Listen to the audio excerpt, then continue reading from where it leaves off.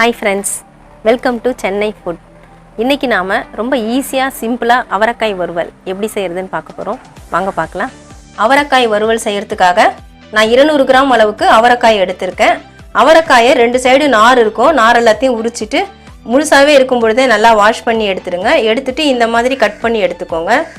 இந்த சைஸ்ல கட் பண்ணி எடுத்துக்கோங்க. நாம ட்ரையா தான் ஃப்ரை பண்ண போறோம். நான் வெங்காயம் தக்காளி எல்லாம் சேர்க்க போறது இல்ல. உங்களுக்கு வேணும்னா நீங்க வெங்காயம் தக்காளி சேர்த்துக்கலாம். நான் எப்பவுமே அவரக்காயை இந்த மாதிரி ட்ரையா தான் ஃப்ரை பண்ணுவேன். ரொம்பவே டேஸ்டா இருக்கும்.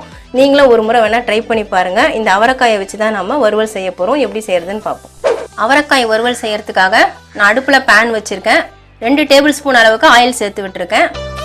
1 ஸ்பூன் இஞ்சி பூண்டு பேஸ்ட் அதை எண்ணெயில சேர்த்துடலாம். இஞ்சி பூண்டு பேஸ்ட் சேர்த்துட்டு பச்சை வாசனை போற அளவுக்கு வதக்கிக்கோங்க. இப்போ இந்த அவரக்காயை இதுல சேர்த்து விட்டுட்டு நல்லா வதக்கிக்கலாம்.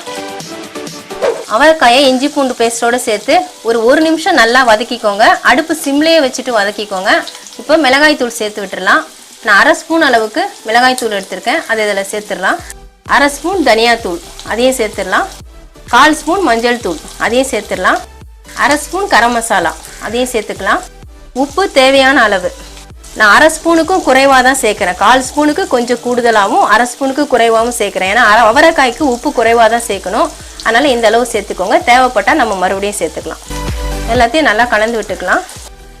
அவரைக்காயை சேர்த்து விட்ட மசாலாவோடு சேர்த்து நல்லா வதக்கியாச்சு. இந்த சேர்த்து விட்ட மசாலா நல்லா அவரைக்காயில் கோட் ஆகுற மாதிரி நல்லா வதக்கிக்கோங்க.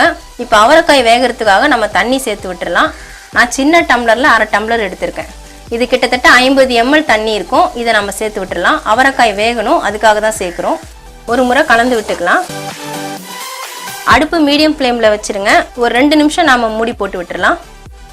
அவரைக்காய் வறுவல் மூடி போட்டு விட்டு 2 நிமிஷம் ஆயிடுச்சு. ரெடி ஆயிடுச்சான்னு பார்ப்போம். இப்போ அடுப்பு சிம்மில் வச்சுக்கோங்க. நல்லாவே ரெடியாக இருக்குது. எண்ணெய்லாம் நல்லா பிரிஞ்சு வருது பாருங்கள். ஊற்றி விட்ட தண்ணிலாம் வத்திடுச்சு, நல்லா ட்ரை ஆகிடுச்சு. ஒரு முறை இந்த மாதிரி நல்லா கலந்து விட்டுடலாம். ரொம்ப ஈஸியாக இந்த அவரைக்காய் வறுவலை செய்யலாங்க. அவரைக்காய் வறுவல் ரெடி ஆகிடுச்சு. கொஞ்சம் கொத்தமல்லி தழையை தூவி விட்டுடலாம். ஒரு முறை நல்லா கலந்து விட்டுக்கலாம். கொத்தமல்லி தழையை தூவி விட்டுட்டு நான் கலந்து விட்டுட்டேன். அடுப்பை ஆஃப் பண்ணிடுறேன். அவரைக்காய் வறுவல் ரெடி ஆகிடுச்சு. ரொம்பவே டேஸ்ட்டாக இருக்கும். சாதத்துக்கெலாம் சைட் டிஷ்ஷாக வச்சு சாப்பிட்லாம்.